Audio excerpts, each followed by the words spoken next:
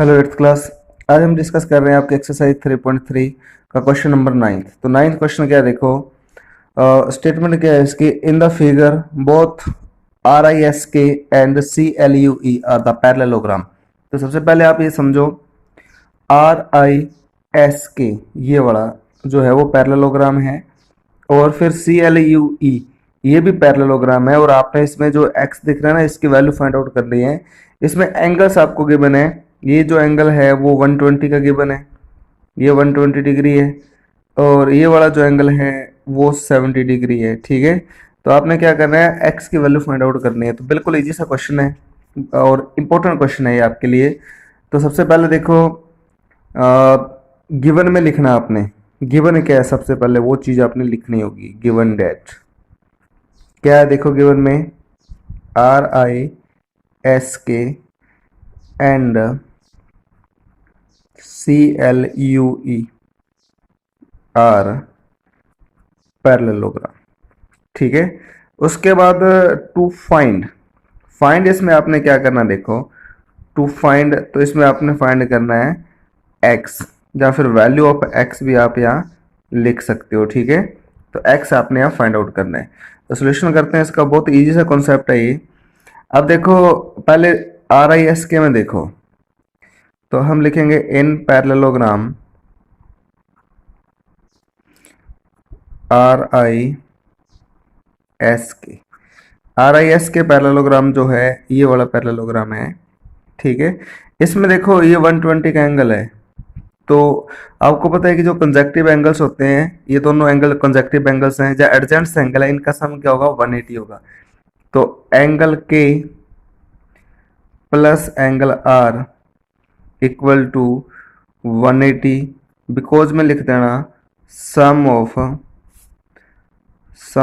एडजेंट्स angle. ठीक है, एडजेंट्स angle लिख लेना आगे। के की वैल्यू आपके पास है 120 एंड आर, एंगल आर हमें फाइंड आउट करना है। तो 120 माइनस कर देंगे तो एंगल आर क्या आ गया, देखो यहाँ 60 डिग्री आ गया। ठीक है, अब देखो आर 60 डिग्री आ गया, तो इसको छोड़ दो, आप इस लाइन को छोड़ दो एक बार। सिर्फ इसमें देखो, इधर वाला जो कोऑर्डिनेटर है इसमें देखो, आपको पता है कि अपोजिट एंगल भी इक्वल आते हैं। तो ये जो आर पे एंगल बन रहा है और जो इधर एस पे एंगल है वो इक्वल आएंगे, because the opposite angle of parallelogram are equal. ठीक है, तो हमें करना क्या है, इन दोनों को इक्वल कर देना है। ठीक है, उसके बाद फिर ही हम ये वाला एंगल फाइंड आउट कर लेंगे, ई वाला। आपको पता है कि ये भी तो इक्वल आएंगे ना, ये भी तो अपोजिट एंगल है। उसके बाद ये ट्राइंगल बन गया, देखो बीच में ट्राइंगल है ये। तो ट्राइंगल में एंगल सम प्रॉपर्टी का यूज कर लेंगे। तो सबसे पहले ये एंगल देखो कौन सा, ये है के एस आई। तो angle R equal to angle K S I. क्यों है ये अपोजिट एंगल है। ठीक है, अपोजिट एंगल्स। आर 60 डिग्री है, तो देयरफॉर एंगल के एस आई भी क्या होगा, 60 डिग्री होगा। ठीक है, अब दूसरे पैरेललोग्राम में देखो, in parallelogram C L U E. ठीक है, क्लोज जो पैरेललोग्राम है ये वाला, इधर वाला देखो, एक लाइन ये है, एक ये है। ठीक है, ये इस पैरेललोग्राम में देखो, ये 70 डिग्री का एंगल है, और जो ई पे एंगल बनेगा वो भी 70 का बनेगा। तो यू ई सी, तो एंगल यू ई सी किसके इक्वल होगा, देखो angle U E C equal to angle L. यहाँ भी आप लिख देना अपोजिट एंगल ऑफ पैरेललोग्राम। तो एंगल एल पहले से पता है कितना है, 70 डिग्री है। तो यू ई और सी जो एंगल बनेगा वो भी 70 डिग्री बनेगा ना। अब वो जो बीच में ट्राइंगल है, ये वाला जो ट्राइंगल है, या ओ लिख लो आप। तो ई ओ एस जो ट्राइंगल है, इसमें देखो in triangle E O S, इसमें 3 एंगल बन रहे हैं। देखो एक ई पे बन गया, एक एस पे बन गया, और एक एक्स हो गया। ठीक है, तो 3 एंगल हो गए, 3 का ऐड कर लेंगे। एक देखो 60 डिग्री आया था, एक 70 आ गया, और एक एक्स आ गया, इक्वल टू क्या होगा, 180। ये क्यों होगा, एंगल सम प्रॉपर्टी से होगा। ठीक है, दोनों का ऐड करके 180 से माइनस कर देंगे, तो एक्स की वैल्यू क्या आ गई, 180 माइनस 130 इक्वल टू 50। तो एक्स की वैल्यू आ गई इसमें 50 डिग्री। तो यही आपका सम था 9th नंबर जो थर्ड एक्सरसाइज का।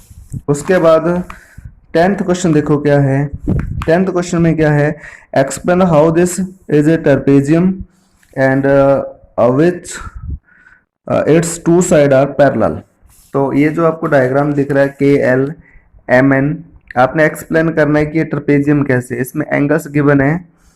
ये वाला एंगल जो है वो 100 डिग्री है और इस साइड वाला 80 डिग्री है। तो सबसे पहले मैं ट्रेपेजियम के बारे में आपको बता दूं। ट्रेपेजियम क्या होता है कि उसके टू कंसेक्टिव एंगल का सम 180 होता है। जैसे इन दोनों का सम 180 होगा और इनका भी सम कितना होगा, 180 होगा। ठीक है, इनका 180 नहीं होगा, हो भी सकता है बट जरूरी नहीं है कि हो। और ये दोनों लाइन पैरेलल होंगी। तो देखो इसमें गिवन क्या है, देखो पहले आप लिखेंगे गिवन डैट। तो इसमें गिवन है angle L equal to 80 degree and angle M equal to 100 degree. ठीक है, इसमें हमें प्रूव करना है, हमें इसमें प्रूव करना है कि जो KLMN है एज ए, हमें इसमें प्रूव करना है कि ये ट्रेपेजियम है। ठीक है, ट्रेपेजियम। तो देखो इसमें सॉल्यूशन बिल्कुल इजी से ही है इसका। एंगल L प्लस M दोनों का ऐड कर लेते हैं। L प्लस M, L कितना है 80 डिग्री और ये कितना है 100 डिग्री, तो कितना हो गया 180 हो गया। ठीक है, तो ये क्या बन गए, देखो ये दोनों एंगल कौन से बन गए, एडजेंट एंगल बन गए। इन दोनों का सम कितना आ गया, 180 आ गया। तो देयरफॉर ये जो है वो पैरेललोग्राम बन गया। ठीक है, तो हम लिखेंगे देयरफॉर, सॉरी ट्रेपेजियम बन गया KLMN एज ए ट्रेपेजियम।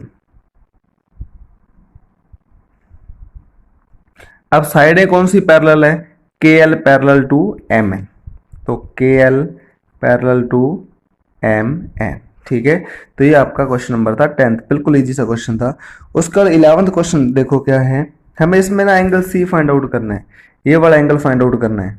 ठीक है, और इसमें गिवन क्या है, देखो इसमें गिवन है AB parallel CD and angle B equal to 120 to find. इसमें हमें फाइंड आउट क्या करना है, देखो एंगल C, ये हमें फाइंड आउट करना है। ठीक है, तो बिल्कुल इजी सा क्वेश्चन है, इसी टाइप का क्वेश्चन है आपका जो 10th क्वेश्चन था।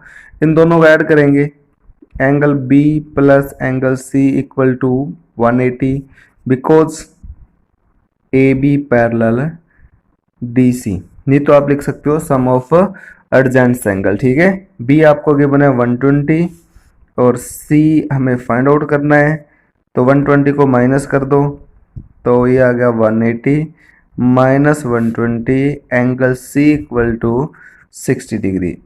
और एक क्वेश्चन और है इस एक्सरसाइज का, क्वेश्चन नंबर 12th क्वेश्चन भी कुछ इसी टाइप का ही है, उसको मैं थोड़ा सा बता देता हूँ, अब अपने आप कर लेना उसे। ऐसा कुछ उसका डायग्राम है इस टाइप का, ये वाला एंगल आपको गिवन है 130। ठीक है, ये वाला एंगल भी आपको गिवन है 90 डिग्री, SRPQRS, इस टाइप का डायग्राम है। तो आपने एंगल P फाइंड आउट करना है, तो आपको पता है कि इन दोनों का सम 180 आएगा, तो ये 50 डिग्री आ जाएगा। ठीक है, ये 90 है तो आपने S भी फाइंड आउट करना था इसमें, तो आपको पता है कि इनका भी सम 180 होगा, तो ये कितना आ गया 90 डिग्री आ गया। ठीक है, R 90 है, 90 180 से माइनस करेंगे तो ये वाला एंगल आ गया, 130 180 से माइनस करेंगे तो ये वाला आ गया। बिल्कुल इसी टाइप का क्वेश्चन है, या 120 है या 130 आ गया। ठीक है, तो इसी के साथ आपकी एक्सरसाइज, ये जो आपकी एक्सरसाइज थी 8.3 वो कंप्लीट है। Thank you.